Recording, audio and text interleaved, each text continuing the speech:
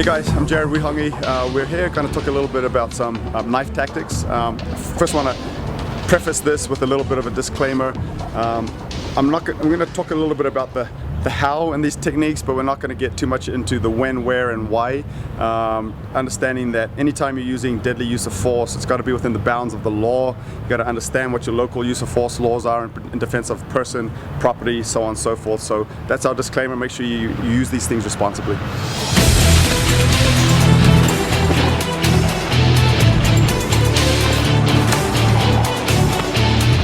So what we're going to get into is a position, we call it an arm triangle with a knife. Okay.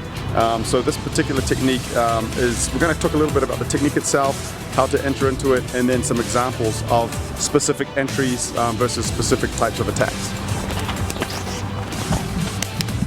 So I'm going to use my buddy Jake here is going to be my training partner. So what we're going to talk about first is kind of the entry point. So when we talk about different entry points and control of the arm, whenever you're dealing with an edge weapon, your primary, your first priority should be self-preservation, keeping yourself in the fight. And so you got to prevent him from being able to continually cause you damage, control his weapon-bearing limb. So as I do that, again, a lot of my focus is going to be here, preferably on the outside line, just like I am here. If I'm on the inside line here, then I got to deal with other threats, his other arm, which I'll have to deal with here anyway, but he's not going to be able to use them as effectively. Okay. From this position, I'm trying to enter in what we call the number 2 sector. If my arm is on top here, okay, we call this the 1 sector. Okay, this would be the 2 sector. If this arm was on top, this is a 3 and a 4 sector. So I'm entering here on the 2 sector.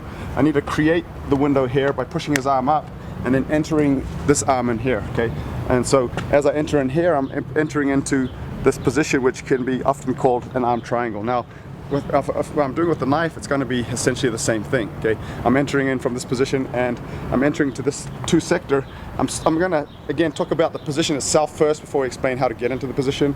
And I'm entering here, and I can again tighten the position up, and then I can use the knife as a secondary. Now this in and of itself can be an effective choke, okay? But I'm using the knife to, it's going to be a faster way to make this an effective technique, again using a higher level of force. So I can start entering in with the knife into the spine if I needed to, okay, the neck area. Even without a real blade, this is going to be very painful, a lot of force driving that into the spine at the back of the neck. And we're going to just kind of talk about dealing with one of the most common types of attacks with an edge weapon is a low-line thrust. Okay, you know, the low-line thrust is and the high-line psycho type stab are the 2 most common knife attacks. We're going to deal with this first one here. Okay, so I'm going to do 3 things as this attack comes towards me. I'm going to do my best to get off of the line of the attack using footwork and body angle. Meaning body angle, I'm going to try and move my body off the line of the attack, and I'm going to use my feet to get offline also. A combination of the 2, moving my body, moving my feet, and angling my body. The third component of this triangle concept of counter-offense is using my hands to intercept that attack, okay? And we're just going to use a very gross motor, what we call a hack, okay? I'm hacking down on his arm. I'm not trying to stab his arm. That takes too much precision and timing and precision, and versus a full speed knife attack, it's going to be very difficult to try and stab his arm. So I'm using what we call a bisecting line principle. Big target weapon versus a big target. Bisecting the line, hacking the arm, very gross motor motion. But as soon as I've done that, I need to prevent him from being able to retract his arm and stab again. So as soon as I enter in, I'm bringing this hand here to the tricep area, okay, with my thumb up particularly, and I'm pushing and entering in, okay, because I want to prevent him from being able to withdraw his arm and stab again. So again, it's 1, 2, and then entering into this position here, okay. And once I'm in here, I need to be quick and decisive in my action, because if I dwell here, he's going to start thinking or being able to instinctively perform countermeasures. So speed, surprise, aggressive action to decisively finish that altercation. So again, the movement is moving with my feet, offline, hacking in, entering through here, and controlling, squeezing it through. I could continue down to the ground here. I could sweep this leg here, okay, with this position, okay, or I could cross stomp it here, okay, and just to break his balance and continue to the ground as we go through with that technique also. Okay, so that's the kind of a fundamental entry. Every component of it is important. It's very gross motor, but every component has to be present, otherwise it creates openings for counters. You're talking about him recoiling that arm back, and Correct. you did this quite slow. What happens if you're not able to get to where you need to be? So Jake, maybe try to pull it back and go for another. If he pulls it back on that side, then that's going to be good for me, because I can, even if his elbow is tucked and I can't get under, then I just move over to the number 1 sector, and so I've got under positive control. If he retracts it back that way, okay, and here, okay, I need to what we call chase it, meaning if I don't, he's going to just stab again. Okay, so as he withdraws it, I'm chasing that, and is what we call the principle of zero pressure. I want to move back as far as his arm will go back. Okay, and at the same time, I'm seeking targets with my primary weapon. Okay, so we call it the zero pressure principle, meaning I chase it as far as his arm will go without him moving back. And if he moves back, I move with him. So I'm continuing that motion. Okay, so it's here. I can't get under it, so he withdraws it. I follow it, and I seek targets here. I'm only buying myself a very small, narrow window of opportunity, so I have to be, again, quick and decisive with my counterattack. You know, you talked about not staying in that moment, being really, really aggressive. Let's freeze a moment in time. What can he possibly do if he happened to find that moment? Okay, well, you know, prior to the entry, or you mean after the entry's been achieved? After the entry. You know, it's really difficult.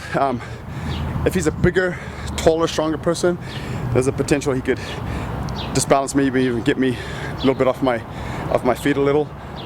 So what's kind of going to be important at that point is when I've entered in, okay, to this position, is that, and again, I can set it up first by drawing it in, then turning. But if I start chopping that down, okay, so what I mean by that is if you kind of look at what the feet are doing, I basically just stop right there, okay, and then continue. So if I'm getting a lot of resistance at that point, I can do that. The reason why personally I like the cross stomp versus a calf sweep is the calf sweep, I relinquish a little bit of control because my hips go from facing towards him to facing side by side. So I'll show you what I mean. Okay, if we enter in here and I turn here, okay, so that position here, and now I'm side by side, and then I could do this, okay, but I've lost a little bit of this control up top also. I like to keep the hips facing here, draw it in, okay, and then while facing towards him, I can stomp downward there and continue to control that as we go down, because if I don't control that, what's he going to do? Slice through here, right? So as we go down, I went from here to here, and then I can cut out and then continue with whatever's necessary after that. Now, if this wasn't move by move, step by step, something that anybody would really want to do, what skills are you learning by drilling this, by trying to get there? This is the methodology, okay? We're doing this all with knives, okay? But say I didn't have a knife, okay? And this is an empty hand defense. Okay, I can come in here, okay, and continue that there. If he's got that knife in the hand, I may not look for the submission. I may go down here and then look to control, and hit a couple times, disengage, or once I'm here, this may be my opportunity for a disarm. Okay, and that's kind of why it's important to understand disarms, because I want to be able to recognize that window of opportunity. When I've got his arm in control, stabilized, then you can go for that disarm. Yeah.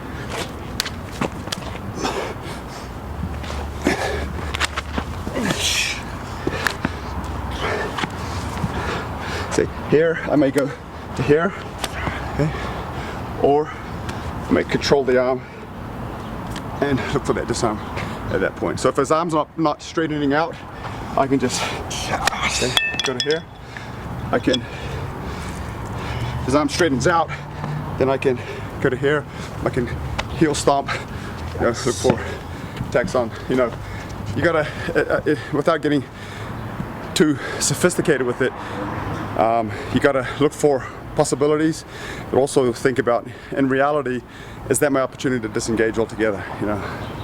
Jared, just in case people wonder, I am asking you to do it really, really slowly, Sure. unnaturally slowly, so that people can learn. Here comes the inside. Okay, let's do it again. It's a little slower.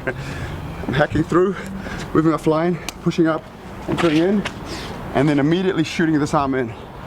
I could be shooting into a punch right here, or a face strike, but I'm coming past here and clinching here. Okay?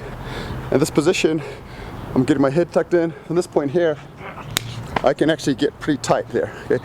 And then from this position, I can stomp the foot, swing it to the ground. I might throw and disengage. Hey, can you switch knife hands at all when you're locked in? He can. I'll tell you right now, he can. Yeah. And this is my kind of take on that. We call it the switcheroo. Okay. But you'll find that in training, people only really, if you observe training, people only really think about that after the third or fourth repetition, and at slow, speeds. If this is a dynamic thing, people aren't thinking in the middle of that to switch the hand while the head is going towards the cement. But even then, how difficult is it physiologically to switch? Just for my own understanding. So, trapped. Look here. Yeah. He can switch. So that's why everything has to be, those three elements have to be present, right? Speed. So if you're quick, he's not gonna have time to change it. Surprise. In the training environment, after 4 repetitions, there's no more surprise, right? On the street, if you're able to pull something like this off, they didn't know what was about to happen. So you've got that element of surprise in your favor still, and violent, aggressive action. Like I said, I'm going in hard. I'm trying to disrupt his ability to orientate, right? We call his ability to process his OODA loop. And if he can't orientate himself to what the heck is just going on, then it's going to be less likely he's going to be able to make a decision, like switching hands, and act on that. So I got to be dynamic, speed, surprise, violent, aggressive action in this case. So there's the possibility there. It exists. Most people are going to think about that? No. And like I said, even in a training environment, I've taught this techniques of this nature to hundreds, if not thousands of people, and it takes a few repetitions for people to even think about switching hands. So in the street, unless someone has rehearsed that, then it's probably not going to happen. Yeah. It exists. The possibility exists. It took me like 10 repetitions for me to even, wait a minute, you can switch hands. Exactly. And that's very common. Like I said, people, unless they've rehearsed that and trained that, they're not going to think of that spur of the moment. Right on. Thank you, Jared. Yep.